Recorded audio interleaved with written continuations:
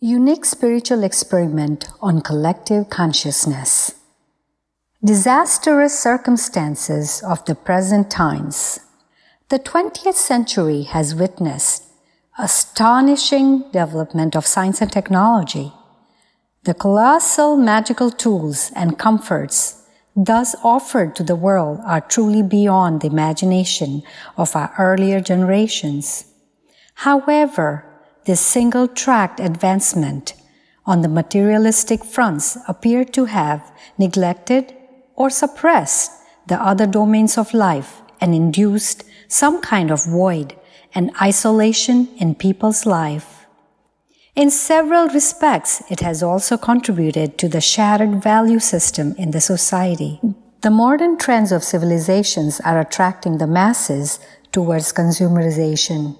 More and more consumption and luxuries fuel one's cravings and greed in greater proportions.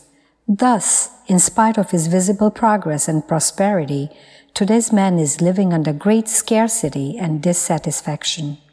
He is thirsty for a drop of peace and happiness despite being in the pool of ever more cozy accessories, entertaining aids, and sophisticated comforts. The mob mentality seems to be entrapped in the vicious cycle of ego, avarice, and ambitious possessions. These, together with the passion and excitement of sensual pleasure, have crossed all the limits, virtually perverting the man, a civilized social being, into a living ghost. This decline has shaken the family institution and destroyed the social harmony. The scenario is gloomy on personal fronts too. Erogenous conduct has drained out the vital energy and harvested physical and mental weakness, disorders, and diseases in return. Blinded in the glitter of ever new and fascinating products and luxuries, today's man has overlooked the morals of honesty and austerity. He sees wealth, resources, fame, and power as the goals of life. Passions of fashion, an egoist show-off, and the extravagant lifestyle triggered thereby have become integral part of the personal and social life. Immediate gains by whatsoever means seems to have become the motto of success. In one way or the other, everyone is rushing to acquire poison in the form of declining values and detrimental effects in the name of nectar, that being happiness. As a result, corruption, intoxication, drug addiction, and varieties of insidious tendencies are growing in every part of the society. The drying reservoirs of love, amity, and cooperation are being filled by selfishness, deception, quarrels, and violence. The social system seems to be subjected to anarchy, instability, and disorder that might lead to a total chaos. Industrial growth and productivity has no doubt reached magnificent heights with science and technology, but the net gain now proves to be negative in view of associated hazards. Environmental pollution, being the most gigantic of these negative effects, has embraced the soil, mountain, forest, water, air, even the space in its dreadful periphery. Nothing is left safe from its toxic spread in nature. The smoke fumed by the factories, vehicles, and other machines is polluting the air with deadly particles and gases. It is becoming more difficult day by day to breathe in most metropolitan cities of the world. This air pollution has gifted several killer diseases at an alarming rate. Same is true of water pollution caused by industrial waste and unmanageable sewerage in the swelling population of the developed and rich cities and towns. The water of most rivers is found undrinkable because of its toxicity. Synthetic fertilizer and pesticides have not only gradually ruined the naturally fertility of the soil, but also poisoned the crops by heavy dose of unhealthy chemicals. Noise pollution is another byproduct of the high-tech development that is silently pushing us towards restlessness and insanity.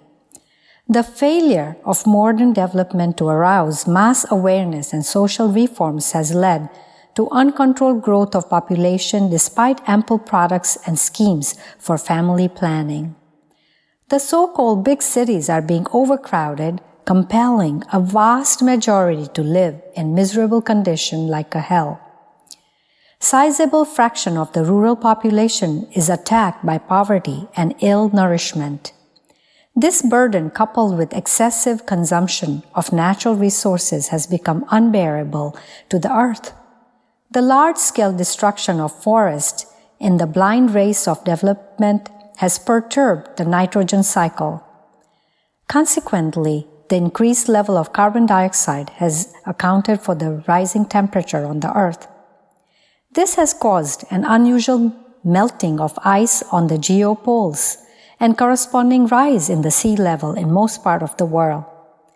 If left unchecked, this disturbance would soon invite partial disaster, submerging several parts of our developed planet. Atmospheric disturbance and air pollution have also led to penetration of the ozone layer. This tearing of the protective umbrella of the earth has allowed ultraviolet rays and other harmful radiation reach Earth's surface in excess, threatening the existence of life on this beautiful planet. The multi-directional exploitation of nature in this century of technological culmination has forced us to face nature's wrath in the forms of frequent droughts, floods, acid rains, landslides, tremors, cyclones, etc. The boon of computers and information technology has virtually converted the entire world into a global village in terms of ultra-fast telecommunication links, but the distance between people's hearts has widened further. Stress, suspicion, and the sense of insecurity and fear have pervaded the psychosphere of life. The 20th century has faced 2 devastating world wars and over 100 regional battles of varied impact. The nuclear weapons stocked in this era are enough to completely destroy the world, the earth, several times. Even in the absence of a nuclear war, the disposal of nuclear waste is a challenging problem owing to its killer radiation. The end of the century thus appears to have put us on a horrifying edge where not only the glory of humanity, but the very existence of human race and life on the earth is put at a risk of total extinction. The subliminal force at the root of the universal crisis. The dreaded threats of this era are largely the creation of man. Therefore, he owes the responsibility to find a viable solution. Indeed, he is trying for one through multiple modes.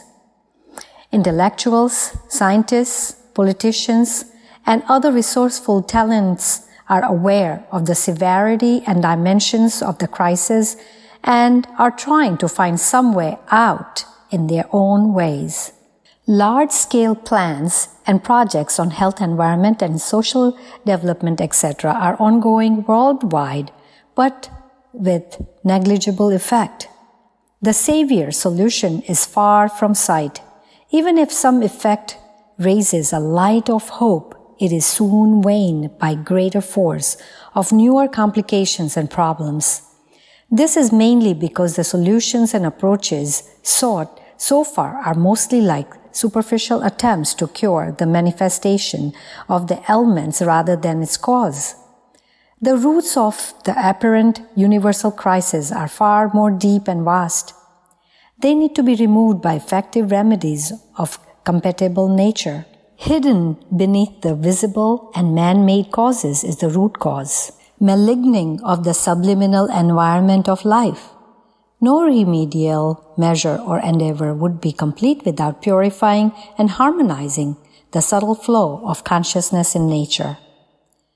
When latent ambience of life is polluted or disturbed, the consequences are bound to be experienced in the perceivable world too. The experts of Ayurveda know that any alteration in the natural balance of Vata, Pitta, and Kapha in one's body results in varieties of cough, cold, fevers, and other sicknesses. The disorder or disease cannot be cured completely unless the right kind of medicines are used to reset the ideal balance of the natural tendencies of the body. The same is true of the ailing circumstances at the present juncture of the true millenniums.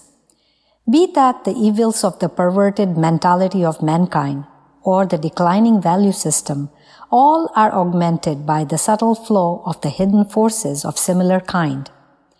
Unprecedented spat of natural calamities, too, are manifestation of imbalance in the subliminal environment of nature.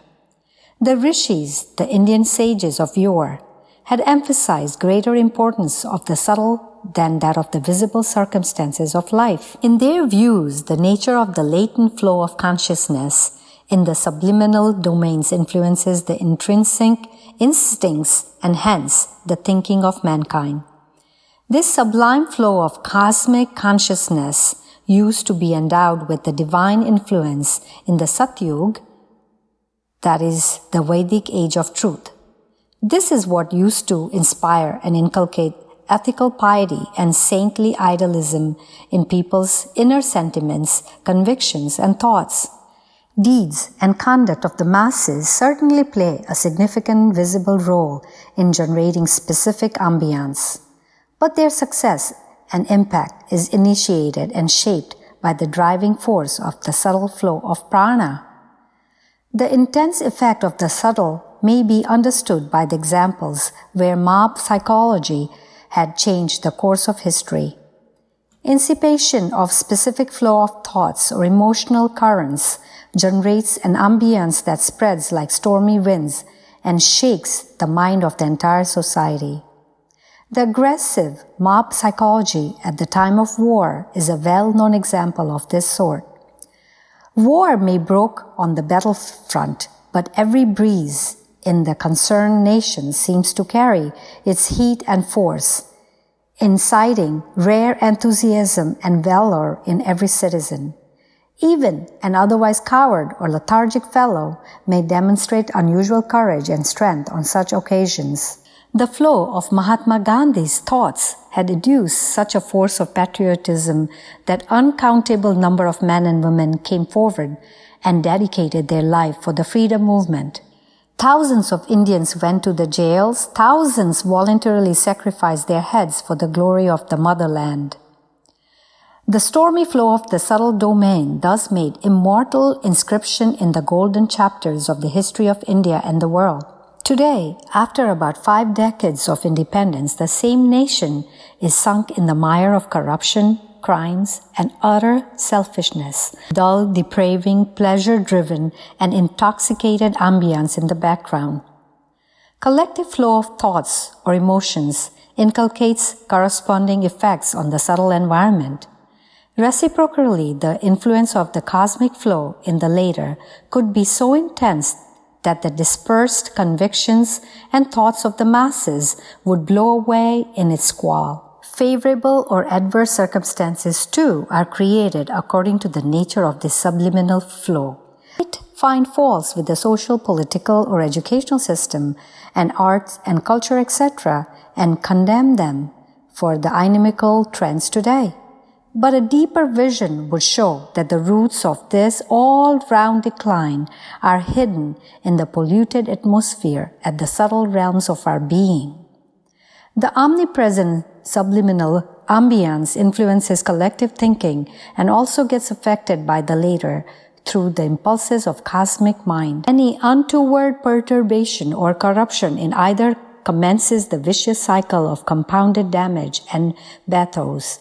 This is a natural cyclic dependence like that of the endless circular relation of egg and chicken, seed and tree, sea and cloud and rains, or the orbital motions of the planets that cannot break without the planet's impossible destruction. Thy Savior has to intervene to divert the iniquitous flow in the subtle world and the visible domains of life. The eternal Creator alone can reset the cycle in righteous direction. Thou manifestation descends as divine incarnation in such critical times. The angelic souls enlightened by thy afflatus also have to bear their responsibilities at such moments. The blessed personalities arouse and help accomplish the purpose of thy incarnation. These great souls dedicate themselves to the call of time. The consequent divine movements of cosmic refinement are then evoked and supported by the eternal force of spirituality.